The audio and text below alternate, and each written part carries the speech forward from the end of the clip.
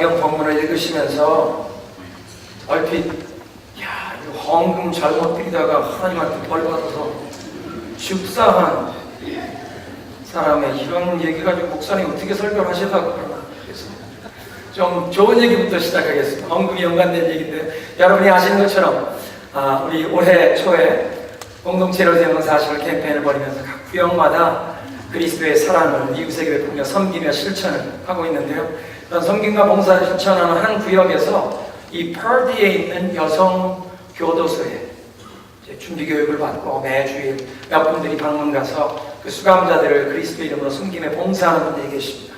그런데 그 사랑으로 그 수감자들을 섬기는 그 구역의 한 집사님한테 수감자 여성 한 분이 편지를 보내오셨어요.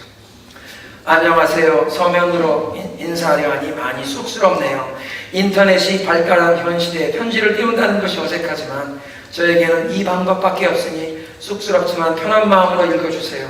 몇 달 동안 많이 망설였는데 오늘에서야 이 편지를 쓸 용기를 주신 주님께 감사드립니다. 성경 공부를 시작하면서 하나님의 몫인 11조를 꼭 하나님께 드려야겠다는 나 나름대로 다짐했던 일입니다. 오랫동안 교회를 다녔지만 왠지 11조 드리는 것을 아까워해서 한 번도 드리지 못하고 감사한 것만 주일날 드렸는데 이제부터는 하나하나 잘못된 것을 바꿔 나가길 바라는 마음에서 행함이 있는 믿음만이 살아있는 믿음이라는 것을 가슴 깊이 뿌리내리며 또 행함으로써 이 뿌리가 열매 맺는 날이 오기를 바라는 마음으로 조심스럽게 시작해봅니다. 저희의 죄로 인하여 예수님을 십자가에 못 박아 죽게 한 내 죄, 내가 죽어야만 한 죄를 예수님이 나를 구원해 주시기 위해 나 대신 죽으시고 부활하신 그 예수님의 사랑으로 저는 다시 태어났습니다. 하나님 아버지께 감사드리며 또한 저를 구원해 주시기 위해서 귀한 분들을 저희에게 보내어 주시고 사랑과 평강을 주신 주님께 감사드립니다. 저의 작은 실천이지만 기쁜 마음으로 하나님이 받아주시리라 믿는 마음으로 보내오니 받아주시길 바랍니다. 제가 타코마 중앙장로회 교인이 아니라서 보내도 되는지 많이 망설였고 지금 제 상황에 특별히 헌금 보낼 곳을 찾지도 못해서 이렇게 폐를 끼칩니다. 죄송합니다. 주님의 평강이 여러분과 함께 하시길 바랍니다. 할렐루야. 이 감옥에 수감된 분들이요, 거기서 자기들 작업을 하면 시간당으로 25센트인가? 이렇게 거기서 임금을 지급합니다. 그거 받은 것에서 11조를 떼서 저희 교회 이름으로 그 교도소에서 이렇게 수표를 써가지고 이 편지와 함께 교회에 내달라고 우리 집사님께 보내왔습니다. 이런 귀한 믿음을 주님께서 받으시고 그 사랑하는 딸의 삶 가운데도 놀라운 회복의 역사가 임하게 하실 줄로 믿습니다. 아멘. 그럼 오늘 본문으로 돌아옵니다. 이 헌금 잘못 드리다가 죽임당한 부부 같은 이 이야기. 여러분 혹시 오늘 성경 읽으시면서 그런 생각 드시지 않았습니까? 야, 하나님께서 이거 좀 너무 심하게 벌 주신 것 아닌가? 땅을 판 사람이 헌금을 하나도 안 바친 게 아니라 일부는 바치고 조금은 자기가 안 바치고 숨겼다고 하나님께서 이렇게 무섭게 징계하시다니 이게 너무 지나치신 게 아닌가 생각할 수도 있겠습니다. 오늘날 교회에서는 어떤 죄를 범한다고 하나님께서 막 직결 심판하시는 그런 벌이 나타나나요? 안 나타나나요? 안 나타나죠. 감사하십시다. 그리고 어떻게 보면 오늘 성경에 기록된 사람들보다 훨씬 더 악한 일을 하는 것 같은 사람들이 있는데도 하나님께서 직결 심판하지 않는데 왜 이 부분은 하나님께서 이렇게 엄하게 처벌하셨느냐? 성경에서 하나님께 범죄했다가 직결 심판을 당한 몇 경우들이 있습니다. 제일 처음 성경에 언급되는 경우가 나답과 아비후의 이야기가 아닌가 합니다. 나답과 아비후라는 인물들은 모세의 형이자 이스라엘의 첫 대제사장이었던 아론의 아들들입니다. 아론의 가장 큰 장남 그리고 차남입니다. 애굽에서 바로의 종살이를 하던 이스라엘 백성들이 하나님의 은혜로 자유함을 받고 시인의 산에 와서 거기에서 하나님의 말씀을 받게 됩니다. 십계명을 받았습니다. 율법을 받았습니다. 이제 어떻게 성막을 세워서 그것에서 하나님께 예배하며 하나님의 임재를 경험할 수 있는지를 배웠습니다. 레위기 10장에 보면 그래서 이 성막을 다 봉헌해서 하나님께 드리고 이제 하나님이 말씀하신 대로 제사장의 예복도 만들어서 아론을 대제사장 그리고 아론의 아들들을 제사장으로 처음 안수해서 임직식을 거행합니다. 그리고 처음 그렇게 안수받은 제사장들이 하나님 앞에 번제를 드리는데 하늘에서 불이 내려와서 이 번제단에 불을 사릅니다. 백성들이 하나님 앞에 엎드립니다. 근데 그 광경을 보고 있던 아론의 두 아들 나답과 아비후 지금 갓 안수받은 제사장들이요 향로를 가져다가 하나님이 명하시지 않은 불을 담아다가 하나님께 분향을 하려고 하다가 여호와 앞에서 불이 나와서 즉사해버립니다. 하나님께 분향하는 건 기도를 상징하는데 하나님이 허락하시지 않은 명하시지 않은 불 그건 도대체 무슨 불입니까? 하나님께 제사 드릴 때 하늘에서 불이 내려와서 번제단의 제물을 살랐는데 하나님께 바칠 수 있는 불은 하늘에서 내려온 불밖에 없습니다. 인간의 정성으로 하나님께 바친다는 것이 아니라 오직 성령 안에서 드리는 예배만 하나님 받으시는 예배인 줄로 믿으시기 바랍니다. 지성이면 감천이 아니라 신령과 진정으로 드리는 예배, 성령 안에서 드리는 예배만 받으신다는 것입니다. 그래서 이 분향단, 기도를 드리려면 이 번제단에 성령이 하늘이 내려주신 그 불을 담아다가 바쳐야 하는데 하나님께로부터 오지 않은 불을 바쳤다가 그 자리에서 죽임을 당했습니다. 이스라엘 백성이 애굽에서 종살이 하다가 노예 생활에서 해방되어서 광야로 나와 하나님의 백성으로 살아가는 법을 새롭게 배우는 시대가 되었습니다.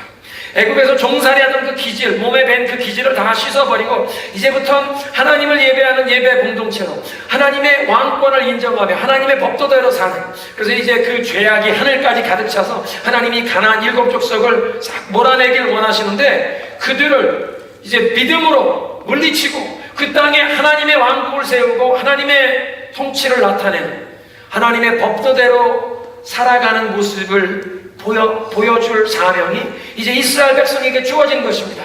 그리고 그런 이스라엘 백성에게 주어진 사명을 위해서 제사장이라고 하면 하나님의 법도를 백성들에게 가르치고 어떻게 제사를 드리는지, 하나님께 어떻게 나아가야 하는지, 어떻게 하나님과 동행해야 하는지를 가르쳐야 하는데 그 중요한 새로운 역사의 출발선에서부터 제사장들이 하나님이 명하시지 않은 불을 드리고 불순종과 죄악이 섞이면 아니 되겠기에 하나님이 즉시 심판하시는 것입니다. 그 다음 사람은 우사입니다.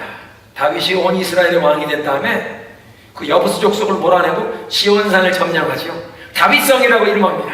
그리고 다윗성에 여호와의 언약궤를 모셔다 다윗의 장막에서 하나님을 예배하기를 원하는 것입니다. 그리고 여러분도 아는 것처럼 그 다윗의 장막 그곳에서 이제 예배를 드리려고 할 때 하나님의 이 언약궤를 모셔와야 하는데 새로 만든 수레 거기 하나님의 언약궤를 얹고 이거 운반해 왔습니다. 그런데 이 소들이 어떤 타작마당에 오니까 뛰기 시작합니다.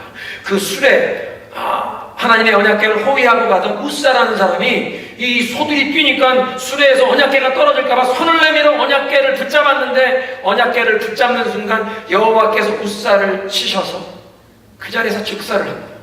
아니 하나님도 너무하시지. 그 언약궤가 떨어질까봐 그걸 붙잡으려고 하는데 그 사람을 죽이시다니.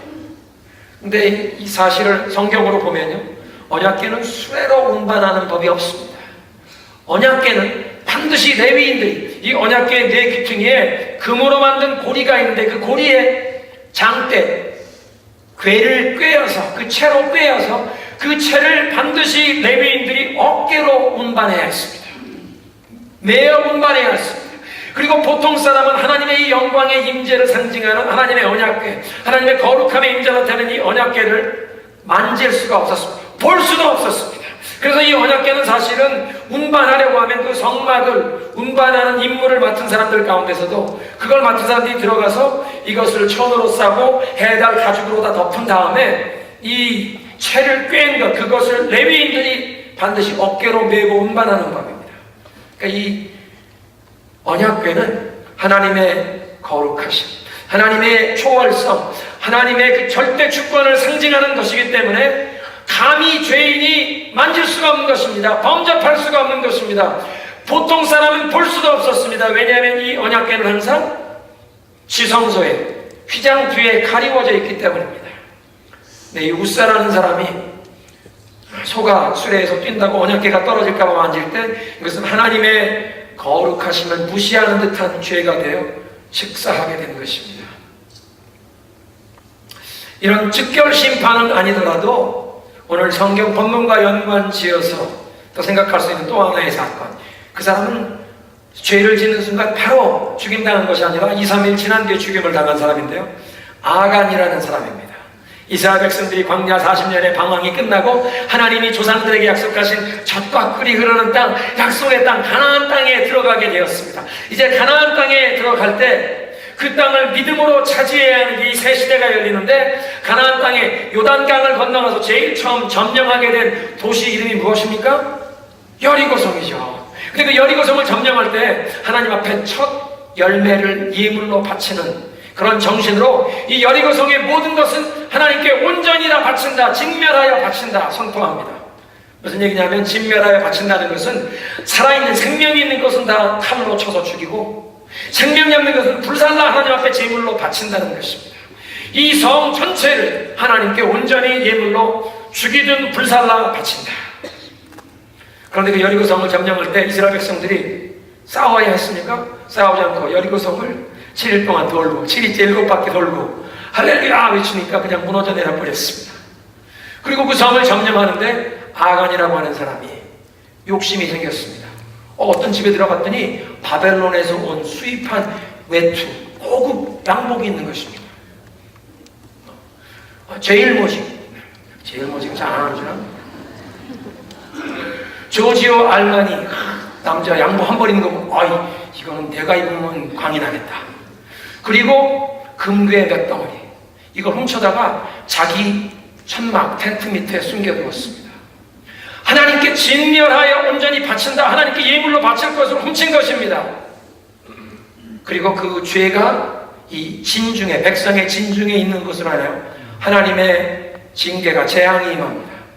그 여리고성 점령하고 그 다음에 점령할 성이 아이라고 하는 작은 성인데, 순찰병들이 갔다 오더니 여호수아 사령관님, 우리 군대가 다 올라가게 되었습니다. 형편없습니다. 3,100만 올려보내시죠. 3,000명이 올라갔는데 참패를 당하고 형사를 수십 명이 죽임당했습니다.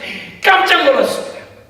가나안 땅에는 이 도시국가들이 견고한 성을 가지고 있었고, 그들의 무기가 철기 문명을 가진, 그들이 앞서 있는 무기를 가진 사람들입니다. 이스라엘 백성들은 아직 대장장이가 없었습니다. 아직 쇠를 어떻게 벼르는지를 몰랐습니다. 다윗 골리앗 시대에도 이스라엘 백성들이 낫이나 도끼를 벼르려면 블레셋 사람에게 가서 돈을 주고 대장간에 찾아가야 하는 그런 형편이었는데, 견고한 성읍을 가지고 좋은 무기를 가진 사람들이 이스라엘 군대가 왔다가 쫓겨갔다더라. 야, 저 사람들이 사기 춘천해서 이제 다 몰려온, 우리는 죽었구나. 여호수아와 백성의 지도자들이 하나님 앞에 엎드려 눈물을 흘려, 하나님 무슨 일입니까? 하나님 밝혀주십니다. 진중에 죄가 있느니라. 제비 뽑아서 아간의 가문이 뽑히잖아요. 이실직고 할지어다. 자기의 죄를 고백해서 아간만 아니라 온 가문 식구들을 마라에 내려다가 돌로 쳐서 온 가족이 몰살당합니다. 아간의 숨은 죄가 백성의 진중에 남아있는 동안은 이 우상 숭배가 가득한 가나안 땅을 하나님의 백성들이 믿음으로 점령하며 이 우상 숭배자들 다 몰아내고 그 땅에 하나님의 왕국을 세워야 하는데, 무기도 적군이 훨씬 더 우월하고 강한 견고한 성을 가진 사람들을 어떻게 점령할 수 있습니까? 거룩한 하나님이 함께 해주셔야만, 하나님이 주시는 승리를 얻어야만 그 땅을 차지할 수 있는데, 진중에 죄가 남아있으면 거룩한 하나님의 동행하심을, 그 승리를 경험할 수 없겠기에 하나님께서 진중의 죄를 먼저 제거하시더라는 것입니다.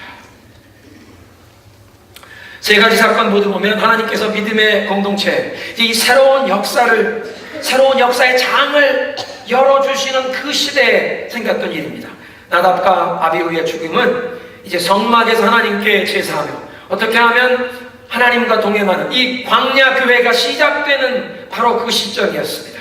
우사의 죽음은 시온산에 이제 다윗의 장막이 그 예배의 처소가 되고 나중에 다윗의 아들 솔로몬이 그곳에서 성전을 지어 하나님께 봉헌하고 하나님께서 내 이름을 바로 이곳에 이 시온에 두겠다. 예루살렘이 시온이 하나님을 예배하는 그 예배의 중심지가 되는 이 여호와 신앙의 부흥의 시작이 시작되는 기간이었습니다. 그리고 세 번째 아간의 사건, 역사적인 흐름을 보면 이 나답과 아비후와 그리고 이 우사의 시대 그 가운데 오는 그 시대의 일이지만 젖과 꿀이 흐르는 땅, 하나님이 약속하신 그 약속의 땅을 이제 들어가서 믿음으로 점령하기를 시작하는 바로 그 시점에 이런 일이 일어났다는 것입니다.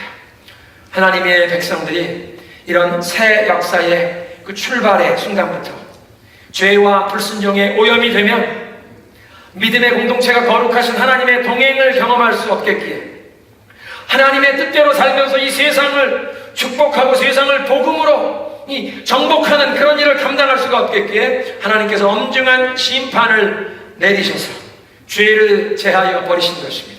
그 공동체가 하나님 맡기시는 사명을 감당하려면 거룩하신 하나님의 영광의 임재를 보아야 하는데 하나님의 그 동행을 경험해야 하는데 하나님의 영광의 임재, 하나님의 그 거룩한 동행을 분리하는 경우에는 이 죄를 먼저 척결하시다라는 것입니다. 사도행전 5장의 사건도 그 예루살렘에서 오순절에 성령 강림으로 출발한 이 초대교회, 갓 탄생한 교회입니다. 예수님 말씀하신 대로 성령이 너에게 임하시면 너희가 권능을 받고 예루살렘과 온유대와 사마리아와 땅끝까지 이제 예수님의 이 부활의 책임, 복음을 가지고 온 인류 구원의 역사를, 사명을 감당해야 하는데 새 출발한 교회가 성령의 역사로 이제 출발한 지 몇 주 안 되는 이런 교회에 이런 죄가 들어오면, 불순종이 들어오면 하나님이 그들에게 맡긴 인류 구원의 사명을 감당할 수 없겠기에 하나님께서 이 초창기 교회의 순수성을 보호하시려는 하나님의 마음이 표현된 그런 사건이라고 볼 수 있겠습니다. 여러분 생각해 보십시오. 새싹이 막 돋아서 새싹이 나왔는데 그 새싹 나오기 시작하면서부터 썩기 시작한다면 어떻게 꽃을 피고 어떻게 열매를 맺을 수 있겠습니까? 예수님께서 말씀하실 때 너희 믿음이 겨자씨 하늘 만한 믿음이 있다고 했지만 그 겨자씨가 아무리 작아도 그것이 자라면 큰 나무가 되어 공중에 새들이 와서 깃든다고 하셨는데 예루살렘 교회, 겨자씨와 같은 작은 교회지만 그 교회에서 예수 그리스도의 복음이 온 세계로 퍼져갈 그런 엄청난 이 겨자씨가 되어야 하는데 처음부터 썩으면 아니 되겠기에 주님께서 정결케 하셨다는 것입니다. 이 본문의 배경은 사실은 사도행전 4장 32절 이하에 묘사하는 초대교회 그 아름다운 성도의 교제에서 볼 수가 있습니다. 성령이 하나 되게 하셔서 서로를 깊이 사랑하며 서로의 필요를 채워주면서 있는 사람들은 없는 사람들에게 자기 가진 것을 나눠주는 이 유무상통의 교제가 일어나고 있습니다. 사실 이 사건은 사도행전 2장 42절 이하에 이미 나타나 있었습니다. 오순절에 성령이 임하셨을 때 그 120명의 제자들이 나가서 예수 그리스도를 증거하고 그날 3,000명이 회개하고 예수님께 돌아오지 않았습니까? 그런 놀라운 역사가 일어난 다음에 이미 초대교회가 이렇게 서로 유무상통하는 놀라운 교제가 있었다는 그 말씀과 사도행전 4장 32절 이하의 말씀이 거의 내용이 동일해서 제가 그 내용을 자세하게 강의하지 않고 이 5장으로 넘어온 것입니다. 그런데 이 성령으로 충만한 성도들 간에 사도행전 4장 32절 이후에 이 순수한 사랑으로 서로의 필요를 채워주며 서로 섬기는 그 모습 가운데 구브로 사람 요셉이라는 사람의 특별한 헌신을 누가는 특별히 사도행전에 기록하고 있습니다. 4장 36절 37절인데요 구브로 사람 요셉이라 이 사람이 레위인이었습니다. 근데 구브로라는 한국 사람들은 보통 키프로스라고 부르는 레바논에서 서쪽에 있는 지중해에 있는 섬입니다. 터키와 그리스의 남쪽에 있는 이 섬인데 그 섬 출신 이 요셉이라는 사람이 오늘 성경 보니까 요셉이 밭을 소유했는데 팔아서 사도들의 발 앞에 그것을 두니라. 사도들의 발 앞에 그 헌금을 했다는 것은 밭을 자기 부동산을 처분한 전액을 헌금했다는 얘기입니다. 자기의 전 재산을 하나님 앞에 헌납했다는 뜻입니다. 누구도 그 부동산을 처분하라고 강요한 적은 없습니다. 그런데 요셉은 자원하는 마음, 엄청난 사랑을 실천하는 것입니다. 날 응원해 주신 하나님의 은혜 감사해서 예수님 사랑하는 마음, 또 예수 그리스도 안에 한 형제자매된 성도들을 교회를 사랑하는 마음으로 자기 부동산을 처분하고 그 전액을 교회에 바친 것입니다. 그 예루살렘 교회의 초대교회 성도들 가운데 예수님의 교훈과 그 예언의 말씀을 아주 뚜렷하게 기억하는 수많은 제자들과 사도들과 성도들이 있었습니다. 예를 들면 예수님께서 내가 이제 예루살렘에 가면 붙잡혀서 십자가 못 박히고 죽은 지 3일 만에 다시 부활하리라. 이루어졌습니까? 안 이루어졌습니까? 그대로 이루어졌습니다. 그 말씀뿐만이 아니라 예수님이 또 말씀하십니다. 너희가 이 성에 머물러 기도하라. 세례 요한은 물로 세례를 베풀었거니와 너희는 몇 날 되지 못해 무엇으로 세례받으리라? 성령으로 세례를 받으리라. 그 말씀이 성취되었습니까? 아니었습니까? 성취되었습니다. 그런 말씀을 기억하는 성도들이 또 기억하는 말씀은 뭐냐 하면 예수님께서 예루살렘 성이 멸망될 것을 말씀하신 것입니다. 너희가 이 돌을 보느냐? 돌 위에 돌 하나도 남지 않고 이 성이 멸망을 당하리라. 주님, 그런 일이 언제 일어나겠습니까? 이 세대가 다 지나가기 전에 그 일이 이루어집니다. 지금 사도행전 이 4장 5장에 있는 말씀은요, 주후 30년 31년경의 얘기입니다. 그런데 정말로 예수님 말씀하신 대로 주후 70년에 로마 장군 디도와 그 로마 병사들이 예루살렘 성을 함락하면서 완전히 불살라버리고 초토화시켜버리지 않습니까? 그래서 이 예수님의 예언의 말씀을 기억하는, 불과 몇 개월 전에 예수님 하신 말씀, 야, 이 예루살렘 성 돌 위에 돌 하나도 남지 않고 다 파괴되리라. 그 말씀을 들은 성도들 가운데 다 그랬다는 것이 아니라 일부의 성도들이 예수님 하신 말씀, 예언의 말씀 다 이루어졌는데 얼마 지나지 않아서 예루살렘 성이 다 파괴될 것이다. 예루살렘 성 안에 가지고 있는 자기의 부동산을 처분했습니다. 집을 팔았습니다. 바로 성문 밖에 있는 밭을 팔았습니다. 돈으로 만들었는데 천당에 가져갈 수도 없고, 내 예수님 사랑하고 예수님 핏값으로 사신 이 교회, 이 성도들 사랑하니 복음을 위해 써야겠다. 그 전 재산을 사도들에게 바친 것입니다. 그것이 사도행전 2장부터 이 4장까지 전 재산을 주님께 바치는 그런 일이 일어났다는 것입니다. 왜 성경학자들이 그렇게 해석하냐면요, 사도행전 그 다음을 어디를 읽어봐도 또 사도 바울의 서신서, 여러 교회에 보낸 편지들을 보아도 예루살렘 교회 외에 다른 교회에서 전 재산을 처분하여 하나님께 헌금으로 바치는 그런 일은 또 없습니다. 근데 예루살렘에는 그런 일이 있었던 것입니다. 그런데 사도행전 4장 37절이 얘기하는 이 구브로 사람 요셉, 그런 지금 예루살렘에 부동산이 있는 사람이 아닙니다. 자기에게 있는 밭은 자기 고향인 구브로 성, 아마 조상 때부터 할아버지부터 아버지에게, 아버지가 자기에게 유산으로 물려준 땅일 것입니다. 근데 고향 구브로에 있는 그 밭을 팔아서 예루살렘에서 교회에 그것을 전 재산에 봉헌했다는 것입니다. 분명한 것은 예루살렘 교회는 성령의 놀라운 감화와 역사가 나타난 것입니다. 오순절 성령 강림 이후에 이 백성들이 나아가서 수많은 사람들 앞에서 그리스도의 복음을 전할 때 사람들이 예수님 믿고 돌아오게 된 것처럼, 또 성전 미문 앞에 앉아있던 그 장애인을 베드로, 요한이 예수 그리스도의 이름으로 고쳐 일으키지 않습니까? 또 그 사람이 고침받은 사건을 보고 수많은 사람들이 모여들 때 그들 앞에서 예수 그리스도의 복음을 전하다가 베드로와 요한이 사내들인 공회 앞에 끌려가서 그들 앞에서 핍박을 당하고 협박을 당하고, 그렇게 핍박을 당하지만 거기서 담대하게 예수님을 전하고 돌아와서 교회에 그 핍박과 협박받은 사실을 전할 때 교회가 어떻게 기도했습니까? 지난주에 함께 들은 말씀인데요, 하나님 이 핍박을 우리에게서 제하여 주옵소서 기도하지 않고 하나님 우리가 담대하게 복음을 전할 수 있도록 우리에게 능력을 주옵소서, 주님이 맡기신 우리의 사명을 감당할 수 있도록 하나님 은혜를 주옵소서. 그렇게 기도한 정말 이 예루살렘 교회는 성령 충만한 교회인 줄로 믿으시기 바랍니다.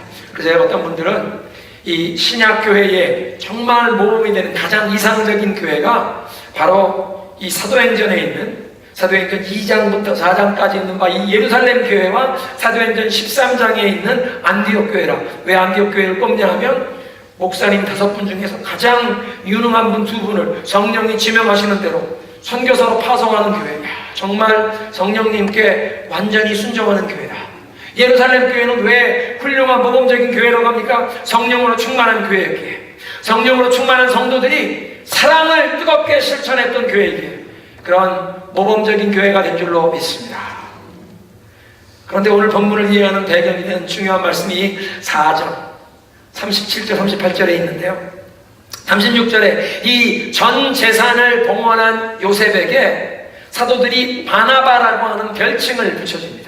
그 바나바라는 이름은 위로의 아들이라 그렇게 번역해 있습니다.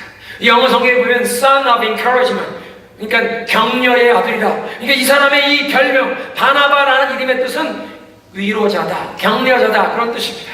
사람들이 이 사람을 볼 때마다 그 마음에 위로와 격려를 받았다는 뜻입니다. 헌금을 많이 해서가 아니라 정말 하나님을 향한 사랑, 성도들을 향한 사랑이 순수했기 때문에 이 사람 가는 곳마다 만나는 사람마다 위로를 받고 격려를 받아서 사도들이 저 친구는 위로자야, 격려자야. 그래서 별명이 위로자, 격려자, 바나바라는 이름이 붙었다는 것입니다.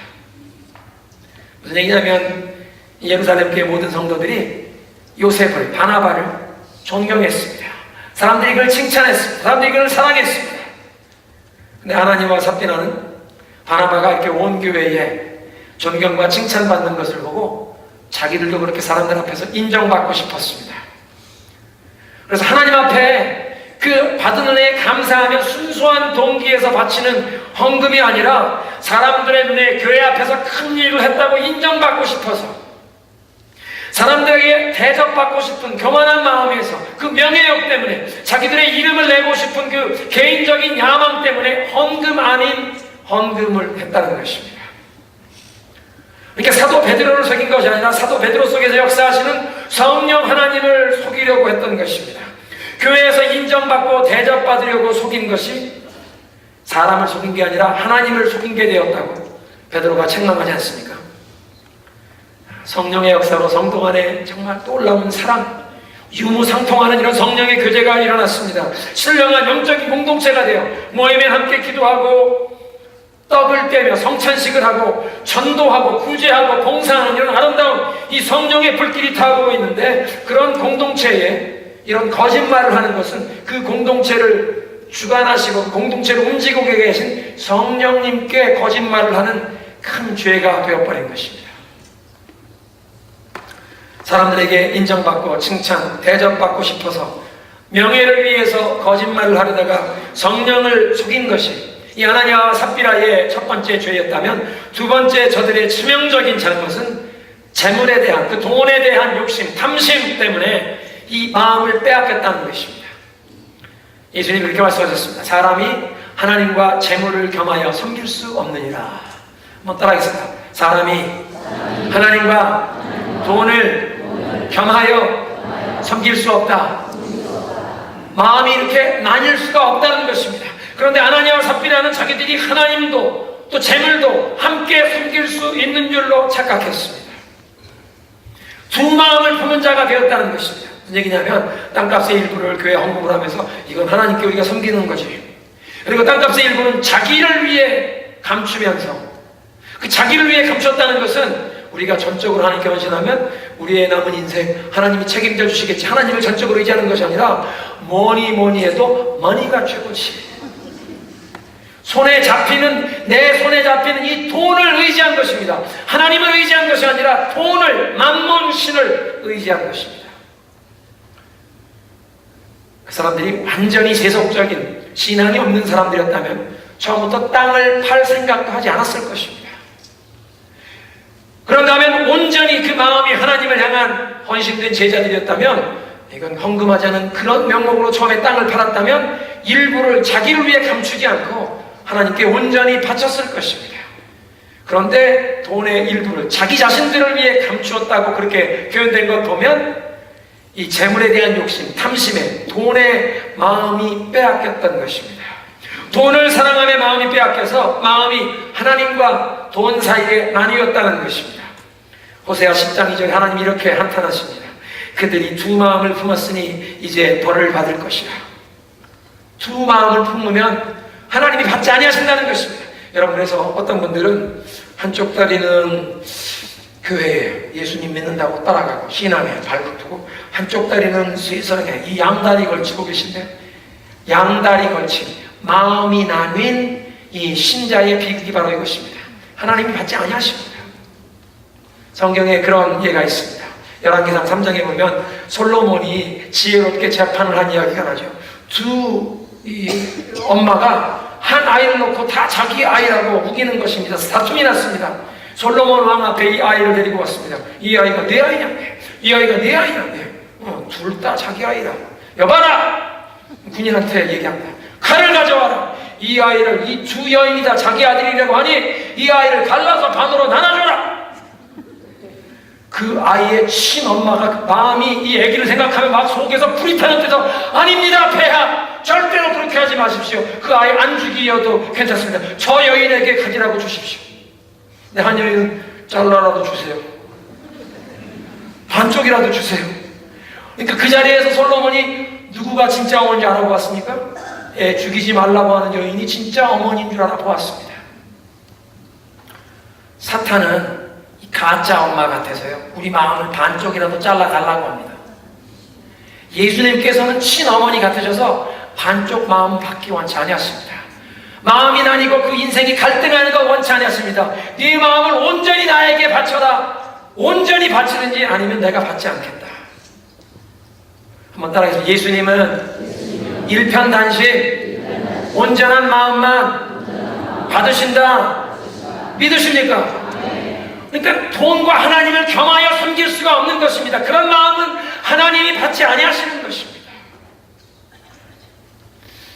세 번째로 오늘 본문에 베드로가 아나니아에게 회개할 기회도 주지 않고 즉석에서 책망을 하는데 성령께서 즉시 그의 혼을 거두어 가시는 엄중한 심판을 행하십니다.